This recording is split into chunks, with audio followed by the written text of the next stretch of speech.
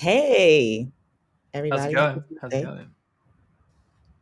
Happy Tuesday. Oh, it's Tuesday already. What happened to Monday? Well, I experienced all of my Monday. How about you? Yes, yes. Monday was a good day. It's all good. Yeah, I mean, yeah, it wasn't a bad Monday, but like I was aware of it. It wasn't one of those Mondays that are like, oh, I thought today was Friday. Nope. No, no. So today we're going to be talking about how to test your cookbooks with cookbooks. I've been playing around with a Rundeck cookbook. I thought actually one thing we don't really mention is good practices or best practices, some people like to call them. So how do you get a cookbook? You may have made some custom resources, or you may have you've got some sort of tunables. Like you may want some attributes that change. And like in this scenario, when I'm playing with a web server, um, this is going to happen, and then I'm gonna test that scenario, and then scenario B, I've got something else. So we've got one of those for us today. I'm going to use the Run Deck cookbook because I've been playing with that. So playing, trying to fix it. It's still broke, but that's fine. But before we get into it, we'll do some pre-flight checks because we Yes, like our pre-flight checks. absolutely. Cool. Let's do first, as I say every week, or one of us says every week, if you're not following Chef at Chef on Twitter, what are you doing? You should be, because there's a wealth of knowledge. All of our social stuff, like also planned outages, when we're going to be going live, our webinars, new blog posts, like all of that. You'll find on Twitter. Um, so absolutely follow us there because that's where all of our content goes out, like all of it. Dan also has a Twitter. And what do you post on Twitter, Dan? So honestly, it's been chef stuff recently. So my snippets of like it was a chef CLI tool, I think it was last time to do some generate stuff. Usually, Hmm. I'm playing with that kind of stuff at the moment, so I'm just tweeting all about that. Yeah, that's probably most of my content that I put out there. What are you tweeting Sweet. about? Still chef stuff as well, but not like in the way that you post chef stuff. I repost a lot of the chef stuff, and then I post a lot of our live streams before maybe Chef does. Um, but I'm ramping up on some actual technical content. So stay tuned for that. Follow me on Twitter at BlackGirlCTL. Cool. Community Slack. If you are a practitioner, whether you're new to Chef or you're a vet like Dan, you should be on Community Slack because you're gonna run into something. It's inevitable. You're gonna need to ask a couple of questions, and Slack is where you ask those questions. And we also host a community meeting every week, on Thursdays at noon Eastern Standard Time or Eastern Time. I don't know that, like Eastern Standard versus Eastern Daylight. Don't get me to lying. So Eastern Time. I don't like so there's GMT, which is Greenwich Mean Time, and there's BST, like Uh huh. British Summer Time. Like British there are two summertime. very British Summer Time because it only happens during the summer, so it's all cool. Like summer is finished. Oh, We've like our clocks go back. It's a little bit longer than summer, but kind of goes over there. I don't know. right, Like right, right. it kind of makes a lot of sense, and it's quite nice. I guess we got there first. The ST. Of course. What do we not get from you guys except football? I mean, like we did football first, so it's all good. But your football is different than ours. It uses feet and a ball, Right. so it's actually So, football. like, and that's what I'm saying. Like, we call ours soccer. Football is like a strictly American thing. Yeah, it's also named badly.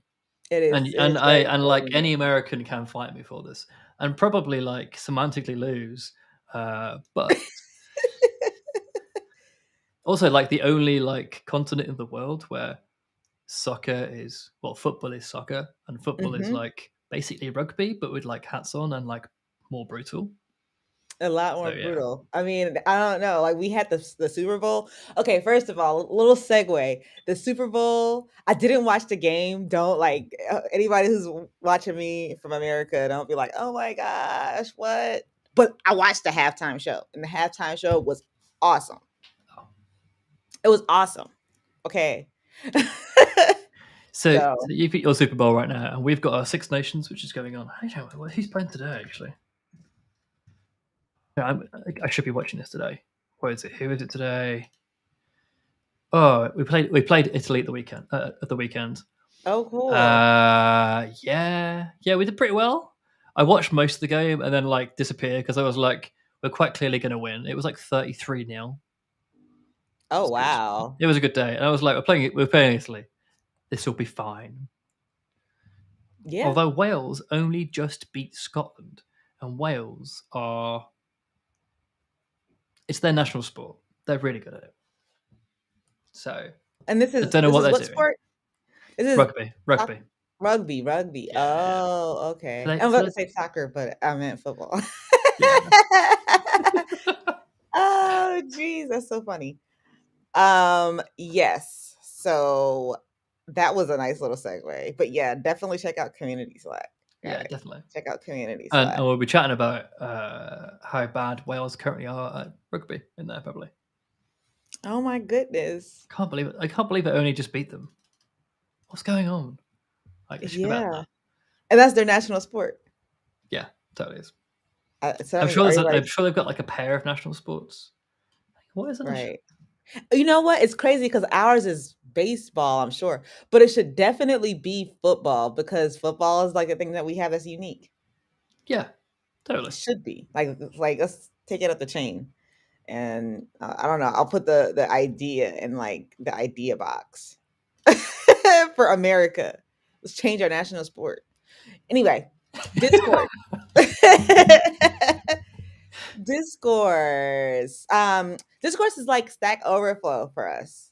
Yeah, You're gonna be able to find like more forum style questions and answers, and we also have notes from those community meetings that I told you about that are on community Slack.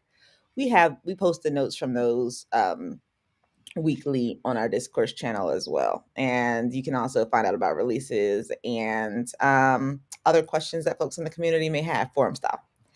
All right. So let's dig in. let's do it. I got very distracted by Wales Online complaining about rugby being their national sport. It's fine. Quite clearly, the person writing the article is a football fan, but it's fun, or a soccer fan if you want to go. What's Um, the national sport of England? you know what? I think it's football. Okay. You know what? This is a minor segue. If anyone can tell me the national sport of that country, I'd love to know because there's some really interesting ones out there. National sport Yeah. of I guess something I never really looked up. oh no, it's cricket. Oh my god, of course it's cricket. Oh, it's cricket. Oh, Of of course it is course. Of course. It's the same in Barbados, cricket. cricket. Yeah. So if anyone from India is currently online, can you also tell me if it's cricket in India? I know it's really, really popular in India, cricket, uh, but I don't know if it's the national sport in India.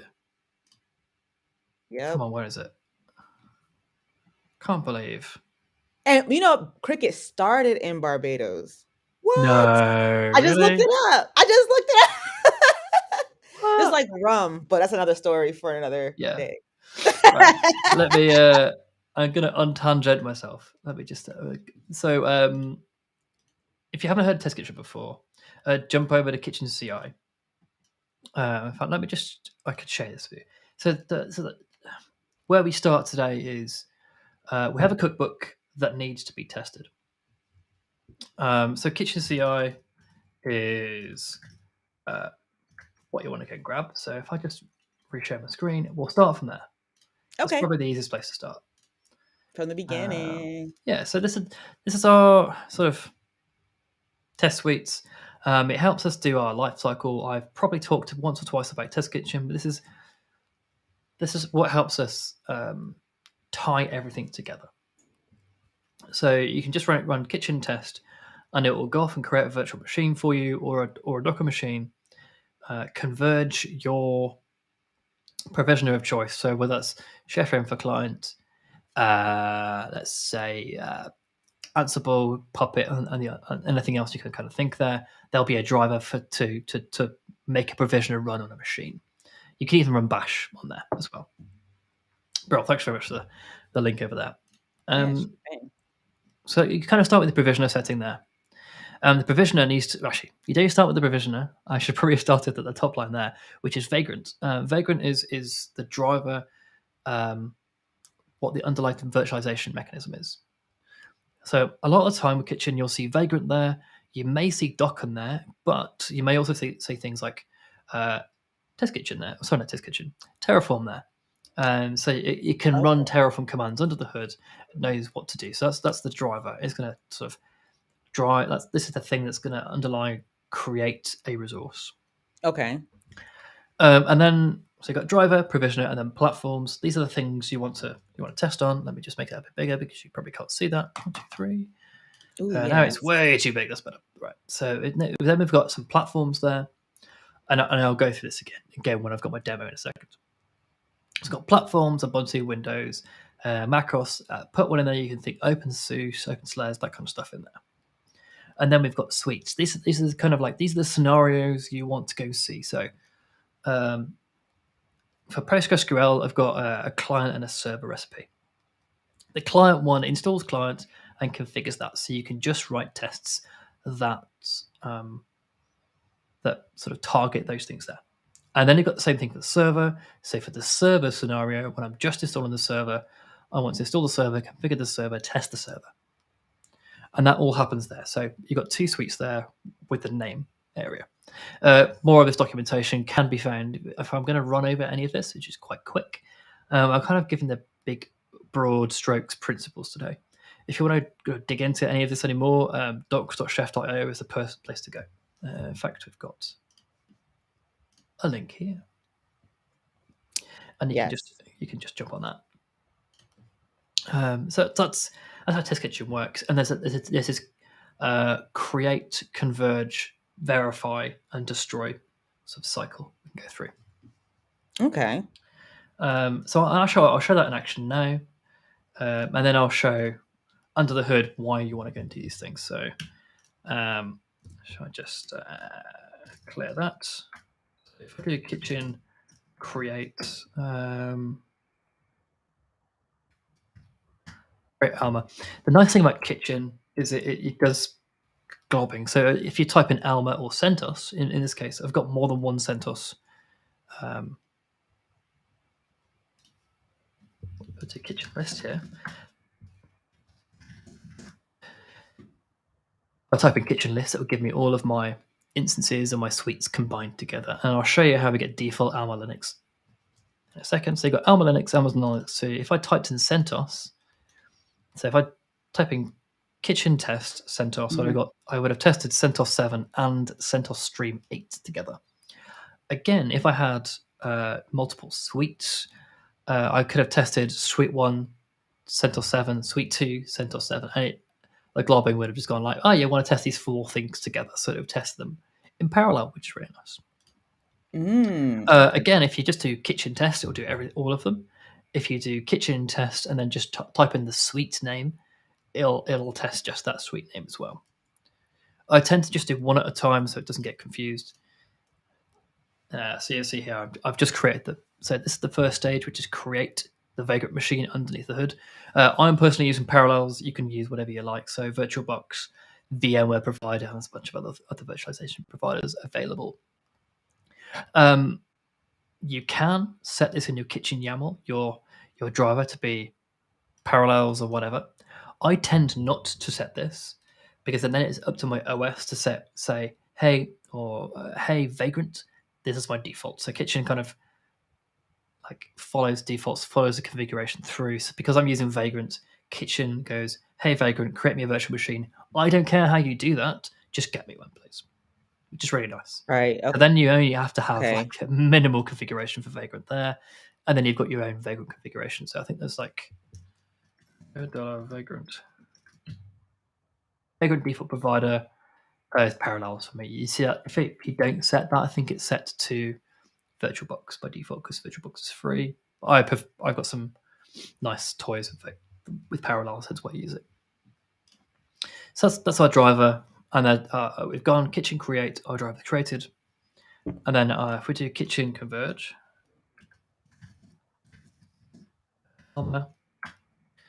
then go off and use the provisioner. So this is the provisioner settings here. These are quite explicit. A lot of these are kind of like the defaults, but I've started liking to enforcing item potency, multiple converges, deprecations as errors, that kind of stuff. So I'm doing a kitchen converge, avoiding the create, and this will go off, and this is where I tie back to the test cookbook. We've got a run list. And how do we get a run list on the machine? There are two ways: Burks files and policy files.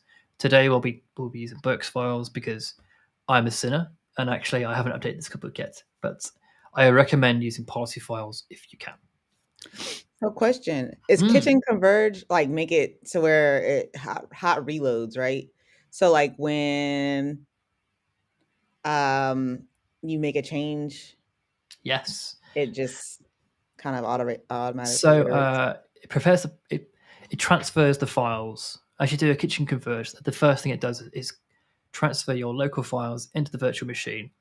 Mhm. Often it'll use a shared folder to do that with. So it'll make sure Okay. that those folders are shared and shared into the correct places, and then move them around. Once those are done, does some dependencies of Berkshire, so gets the files across there. That is dependency resolution, make sure it's got all the stuff on there. Then it sets up Chef for us. I'm going to Okay. skip over this bit there because like I haven't needed to do that for like a million years. Then it synchronizes our cookbooks to make sure that they are actually synchronized across there. So our test cookbook relies on Rundeck, Java, Apache, Line, and Yum EPL in a roundabout way. I'll show you the Burks file.lock in a second and show you how we got there. Then if you've got gem dependencies, waivers, profiles, waivers, and inputs, we've gone over that in separate streams. So you're probably best going to our YouTube channel to see some of those kind of stuff. If you want to see profiles, Mhm. inputs, and waivers, they're pretty sweet for our compliance phase. And then we run the test default. So this is our cookbook on the left here, and recipe name on the right. You say, Dan, that's great, but how the heck did that come about? How did you tell it to run this particular recipe for this suite? So I've got my platforms here. We didn't tell it that. You can tell it in the platforms to run a specific recipe. I implore you not to. I've actually removed this from certain places this week because it gets very confusing with like only running this recipe on this platform. What you like to do is try and push that down to your test recipe. So my run list for the default suite is a single recipe. So you can have multiple recipes here. This is just an array. The first argument, so the first part of this is cookbook name. And I'll show you how we got that in a second. And then the recipe name within there. I always use default, and I explicitly say default to use the default one, but that's the same thing. I like to say I'm using the default recipe, so we don't have any magic. I could have said server, client, whatever there. I'm just going to say default. I'll do the same thing. So where does the test cookbook all get linked in? So if you're using Burks files for testing, this is how it works. So I'm going to go look at the supermarket source here, and I'm going to look at metadata, and then for the integration group, I'm also going to set an extra cookbook called test, and here is the path to it. If you use Burks files, there are some extra sort of syntax for where cookbooks can be. You can put like Git and that kind of stuff. We're going to use a local cookbook. So we're going to tie all the local stuff together. There's a much nicer way of doing it, a much more sort of supported way of doing it with policy files. This is not today. I think HA proxy has got that, so just double check. We did it. No, I didn't finish the pull request. That's fine. Oh, So Burke's files know Burks knows what all the things are, all of the cookbooks are, as does policy files. Um, you just need to tell Burks or policy files where your test cookbook is. I can't do that policy files today, but it's basically the same thing. Hey, here's a test. Here is a cookbook called test. Here's the path to it. And we saw Apache, Yummy, Pull, Java, Line, Rundeck, all this kind of stuff. Like, how does that get written out? So the test cookbook requires Rundeck. Rundeck requires Apache and Java because of reasons I can't remember why. And then Apache 2 requires Yummy, Pull, and Java requires Line because Line does some really cool stuff by like appending if there's no line, making sure that like the files are correct in the cookbook. And then Apache 2 requires Yummy Pull as well for installing the correct packages, I believe. It's been a minute since I've been there. So that's how you get a test cookbook. That's how you tell Test Kitchen where your test cookbook is using this Burks file here. Let's come out of okay. Kitchen. So there's our recipe, our Test Kitchen. So we've told it. Let's go back to our Burks file a second. So we told it where it is. So test cookbooks test. This is like sort of a conventional place. So all of our test suites and fixtures go into here. So I've got test cookbooks, test integration as well. So the integration section is where I keep all of my tests. In fact, thanks very much. Now I'm doing this. Actually, let's go and rename this from integration to default. That'll be why the tests weren't running. Oh, It's cool. okay. I was renaming things earlier on from server install to just default because it does a bunch more stuff than just server install. That'll do it. Yeah. So cookbooks test, and I'll show you why that name matters in a second. Okay. There's some sensible defaults. It's not really magic. You could call it magic, but it's a bunch of sensible defaults that you say. I will pause there, and I'll explain fully in a second. So about test cookbooks test, and so I'll test cookbook, and it's a full-fledged cookbook. So you got maintainer email, license description version, and this is the secret, really. So our test cookbook needs to rely or depend on the cookbook we're testing. That's how how it maps through. So you put a dependency on the main cookbook. Now you'll notice so as a result, we can write recipe. You've got two recipes here. I've got two scenarios. So my test cookbook can have multiple recipes in it with multiple scenarios. And you can say, Dan, why didn't you just write those in the main repository?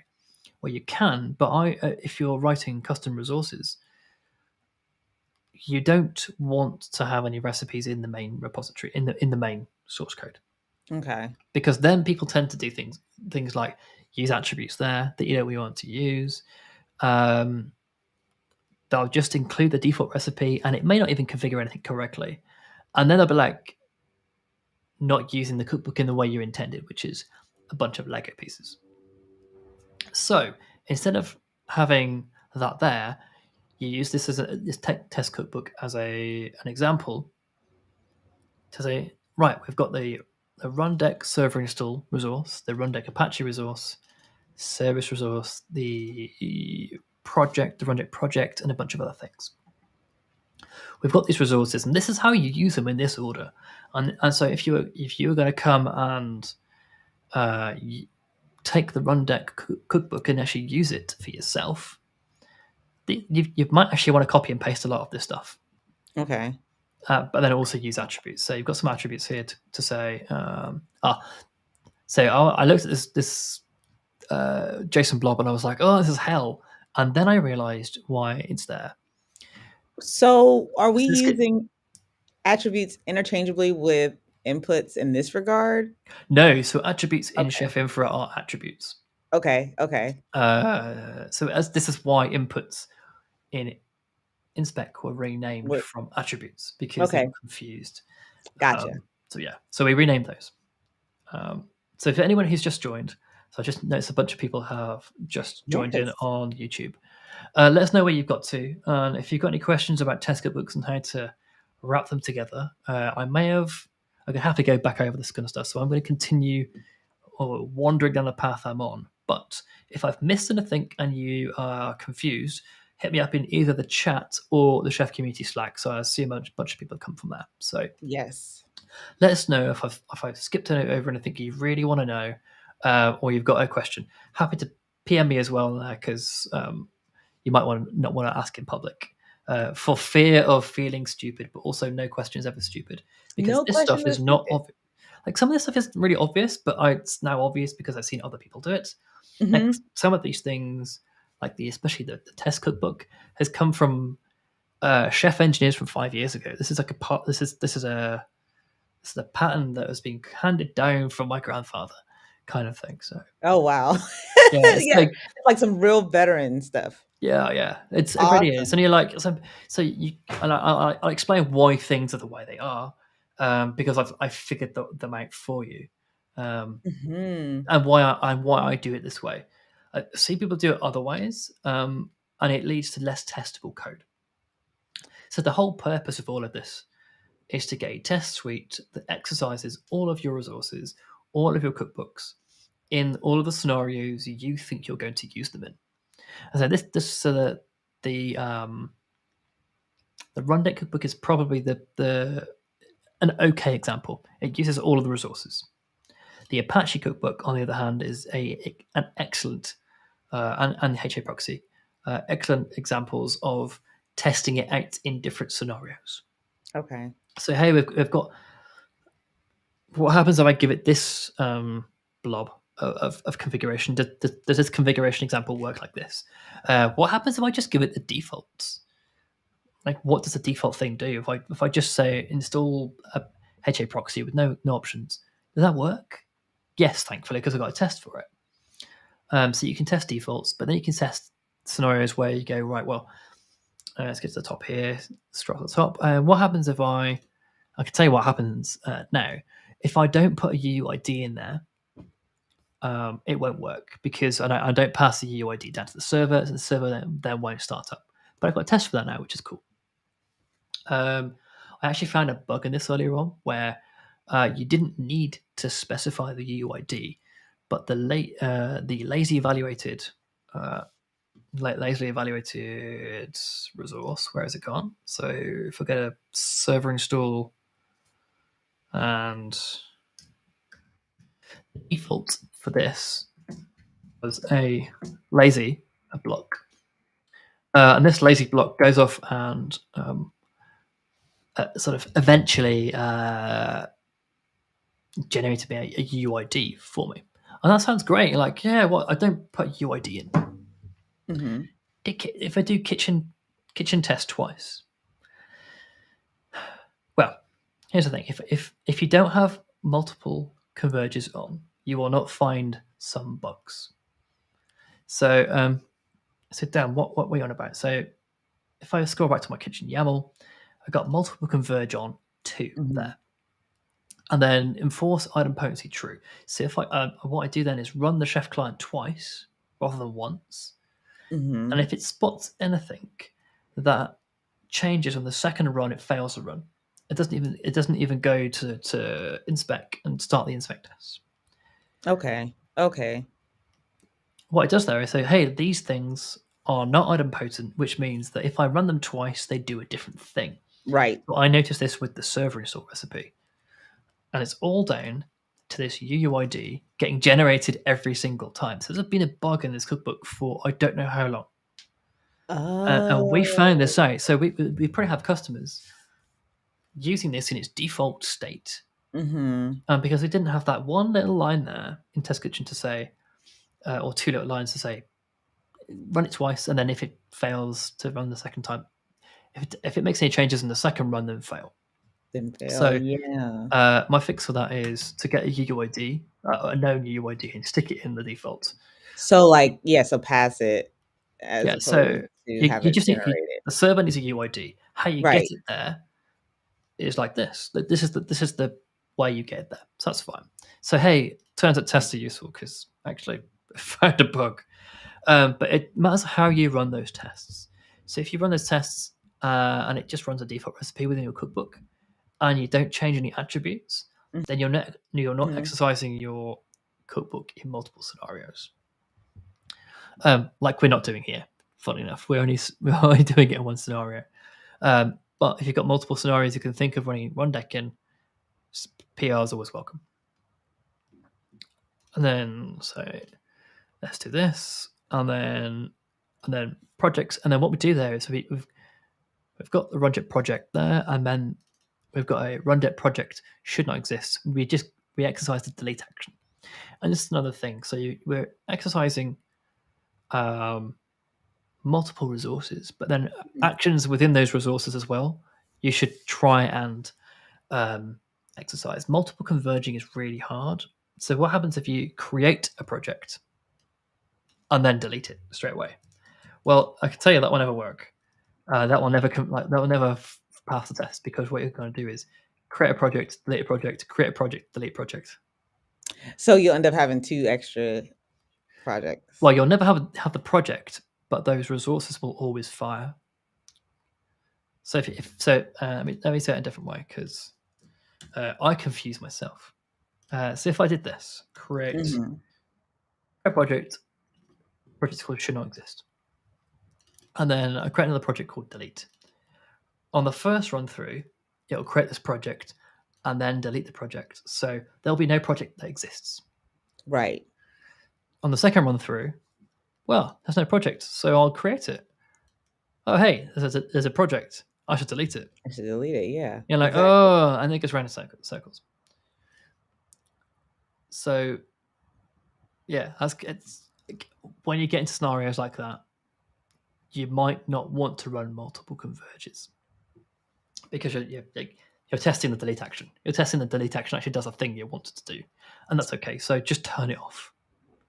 So you don't Turn off. always want multiple converges and idempotency on. There are Okay. very small numbers of certain scenarios where you don't want it on. I'll show you the Apache cookbook in a second, and it's multiple suites. So that's our recipes there. So we've got our recipes, and then where do we get to? Well, our test kitchen. So we've got our test default there, and then it runs through the recipes. It does all of the stuff, all the resources, and you'll see these all created and are up to date. Scroll, scroll, scroll. Oh, yes. So this one's a bit fun one. There's some Ruby that fires off. Looks like it's an error. Turns out it's not actually an error. It's just waiting. But the first time it hits it, it's not available yet. But it's so not available that it errors out, and then it prints out the screen. But it's actually okay. Okay. Okay. And then it passes. Well, it didn't pass. Uh, Oh, well, I mean, that's what it did earlier on. But no, not anymore. Because of course not. Because I'm demoing now. And nothing of works in course. demo. Of course, especially yep, live demos Oh, especially. no. Alma might actually be broken. So let's just try something else. Oh, Let's do that. I did notice that. Let's try Ubuntu. So, KT, if anyone wondering, is my shortcut for kitchen test. Because I thought it I was make just like like my initials, and I was gonna ask, like, what's up with that? Kaya, test it. It's a bit Hey, like so we got it's a some bit like new sudo. hmm? It's a bit like sudo. Oh, yeah, right? Exactly. Yeah, Um, we've got some new folks on yeah, looks like on, YouTube here. So just thank you guys for joining. We are going over testing cookbooks with Test Cookbooks. Dan's teaching us how to go through and test our cookbooks now. So if you have, feel free to hit us up on the chat or in community Slack, and we'll answer your questions. cool. As a matter of fact, Uh, let me pull up community Slack so I can feel for oh questions. yeah, brilliant. So I had a yeah. I'm gonna like probably hide and show this because there's just stuff happening and it's not like the most interesting thing in the world. You'll see here like Test Kitchen does really nice things like mounting shared folders for quicker file transfer. And again, I super recommend you not using Berkshire, use policy files, because resolving cookbook dependencies is quite an expensive thing to do. Policy Mm. files creates a policy file lock, so then it actually is quicker as a result. Okay. It's really nice. Unless you're using Test Kitchen, and the default is to reevaluate it every time, reevaluate all the cookbooks in it every time, because they should change in Test Kitchen every time. So, but policy files are still quicker because they're nice, and then newer. So it's just a newer dependency engine under the hood. Maybe we should Killer. go back over those. Yeah, that's on my list of things to do. Actually, is uh, to do some policy file examples. So that will come in the next few weeks. This is Java doing its magic. So, like, we are using. So we're running the test cookbook, which runs the rundeck cookbook. So test cookbook says, "Hey, go off and install me the rundeck server." And the rundeck server recipe goes, right, I need Java on the machine. So it goes off to the Java cookbook, installs Java using the Java resources. So it's just cookbooks all the way down until you get to like the core chef recipes, which is quite nice. This is all Cool. good. This is fine. This is gonna. Oh, it actually worked this time. That's worrying. Sweet. I would say it's sweet, but I don't know why it didn't work the first time. The first So, time, right. so Like, yeah, that begs the question, what happened the first time? yeah. But wait, did you use Alma this time? I did. Yeah. Oh, okay. So we'll find out Hmm. why. I mean, maybe we'll just ask Benny because she's on the board. It's Right, all Amazon. exactly. Yeah. So then we got all of our resources, and then the handlers ran at the end, and then interface is complete. So there's 194 resources. Well, not updated the second time, which is cool. And then kitchen verify. Now here's where it all ties together. So I said, oh no, I forgot to rename that folder. That's horribly ugly output, but I'll explain why that's one of the worst outputs I've seen in a while. It's the way someone's written the test. That's really surprised me how ugly that is, actually. um, Wahaha. the test cookbook has a bunch of so Test Kitchen has a bunch of sensible defaults. Let's bring up a kitchen YAML again. So I've got platforms, Alma Linux, and a bunch of other ones. So when I do a kitchen list, the kitchen list there, trust me. You get your suite name and then your platform name there. So that's how that happens. In suites, we have got our default, so our suite name default there.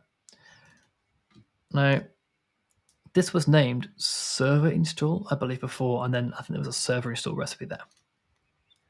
But if I go up to here, I've got integration defaults now. So test, let's just rename that. In fact, I'm going to make this easier. I'm just going to run tree instead. It's a little bit easier to see than my code. So we've got test cookbooks, test attributes and metadata and all that kind of stuff there. Then I've got test integration default. So the default is where I'm keeping my inspect tests, the controls, the server spec, and then the inspect YAML. The inspect tests just need to be like suffixed with _spec.rb to pick them up and to say, hey, this is actually a spec test. So you're good to go there, and throw them into a control folder. I say throw them into a control folder and have an inspect YAML here, because then they're full on inspect tests.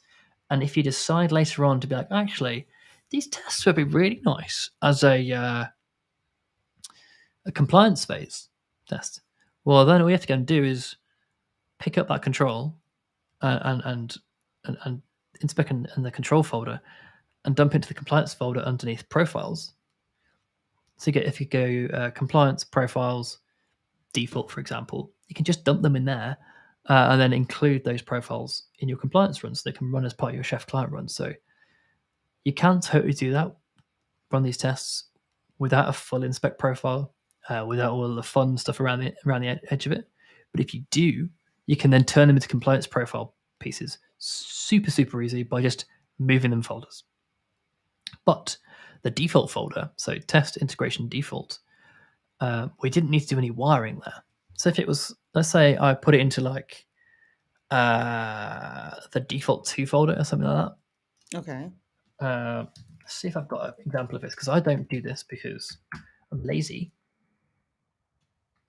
Shout out Inspect. to Just Rose, lazy. Test kitchen.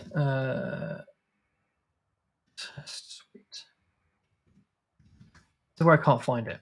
That's documentation, because I'm not sure what I'm looking for. Well, it's I will do. If I can't find it in 30 seconds, we're back out. But we're going to start with. Where are you? There we are. So a quick sort of example of the docs anyway. So driver, so syntax, provisioner settings, transport settings. So you can see all these kind of like there are extra things I haven't set. That's fine. So then I've got driver settings for bento driver examples, and then find test.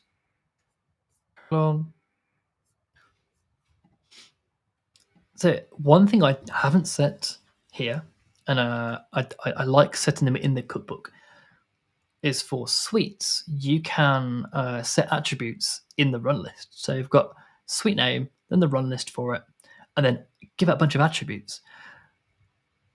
That's really nice if you're doing things like changing the version of Java or something like that every time you change the suite. And the only thing you want to go and change between suites is the version of Java. So I just here's an example I prepared earlier in the Java cookbook, funnily enough. Scroll down to here, and I've got attributes version 11. So I can then put the. In fact, these are the tests I was looking for. So let's just use these instead. So I've got a run list here, a recipe test, and then I'm testing OpenJDK here. I've got OpenJDK 11 suite. Brilliant. Then I've got a run list, which is the test cookbook, and then the OpenJDK recipe. Mm-hmm. And then I'm passing it version 11 to the attributes. So I'm giving it version 11 node, version is synced to 11, and then I set it to 16, 17, and all this kind of stuff there. So when I run that suite, the cookbook picks up a node attribute of which version of Java it's installing. But because I've named the suite OpenJDK 11, OpenJDK 16, and 17, this one will be looking at this will be looking for a folder called test integration OpenJDK hyphen, and then like sort of suite name basically. So OpenJDK hyphen 11, 16, 17, whatever. Instead of writing an inspect test suite, an inspect suite for each of these, and then not having to not being able to reuse this, what we did is point it back to like an OpenJDK suite that we can Okay. reuse, and then we could just pass in an input, which is kind of sweet spot to Oh, what we were saying earlier on. Is we can pass in inspect inputs. So so I've set a we. chef input. I've set a Chef Infra Client attribute here to 11, the Uh version 11, huh. and then I've set the inputs, the Java version, to 11 here. And they've also set the inspect test location to test integration OpenJDK. Okay. So this is like almost the kind of manual way, or the like. Look, I want like to reuse this test suite. Right. Normally, you wouldn't do this. Normally, you would just call the suite OpenJDK and be done with it, and you wouldn't set any attributes, and you wouldn't set any inputs, and you wouldn't generally reuse it. But Okay. Okay. because we're doing something really nice here, which is where we're using the same suite 3 times. Yeah, 3 times. We're reusing the OpenJDK suite 3 times. The OpenJDK suite has, let's see if I've got it here. OpenJDK /spec. This is where our suite is, and it doesn't actually have any inputs. That's fine. I didn't note any inputs there because I was lazy/learning, one of the two of those. And Say Space Dan. yeah, and then we've So. got an input called Java version, and it pulls it in there. Okay. So then we've got an inspec input to use. So there's no default there. So if you don't set it, it will error out. Hmm. Kind of a bit like the Chef Infra attribute. And you go, right, how does that all work then, Dan? So we go back to Java test. Tick tock, tick tock. Did I click it? No. Test, so fix your cookbooks test. And then go to my recipes and then open JK. So that's what we're looking for a second ago. And then I pick up Node version there. So the thing I'm changing between OpenJDK 11, 16, and 17 is this one node attribute here. So I get to reuse this recipe 3 times, which is pretty cool. And that's kind of like everything, and everything and more that I can probably think of. Do we have any questions? I suspect we have very quiet questions, like Dan, can you slow down, please? And what is Test Kitchen? Because I know there's a bunch of people who turned up a little bit later than when I explained Test Kitchen. So if you've got any questions about Test Kitchen and what that kind of stuff is, and if you missed any of this stuff, how it all ties together, please feel free to ask in community Slack. Hmm. In general, pick a channel, ask, because there's loads of Pick a people channel, to any ask questions. channel. I think that just about covers it. That's probably like the 45-minute, like 1,000-foot view of like how I tie together cookbooks. So, like, That's awesome. so Test Kitchen runs a test suite. The test suite. So Test Kitchen knows about test suite and how to get it via a Burks file or a policy file with a local file like descriptor. Hmm. Um, in the test cookbook, you then depend on the cookbook you're testing, so your local cookbook. Then you need a driver. Yeah. And then once that's all kind of sort of tied together, so you've got your test cookbook that deploy like exercises your custom resources or your cookbook, your web server cookbook or whatever, and you write some recipes to do that. I feel like I petered out at the end there, but like full on explanation can be given at any stage. Basically, just carry on asking. I think, and we'll clarify any stages that we can. For sure. For Because sure. I know that. Well, I feel like I kind of skimmed over some of that stuff. In a well, people might know this, but if you don't know this, and never feel like I can't ask a question here because I had to learn this at some point. I had to like dig into someone else's cookbook. It was probably Fletcher Nichols' cookbook from like 10 years ago and going, what are you doing? This looks awesome. And then go, all right, like this seems like a sensible default now. Let's do that thing. Or why are my tests not working? Turns out I didn't rename the folder. I learned that again today for the The 15th time hard this way. week. It happens almost every time. Like, why are my tests running? Oh yeah, because I didn't name my folder correctly, or something silly like that. But if you've got any of those Oh wait, did you questions, talk about that though? Did you talk about what like oh, I can do. Yeah, I mean, I yeah, let's did, talk about but so yeah, let me just. So this is kind of what I was saying about the Java cookbook and why. Let's see.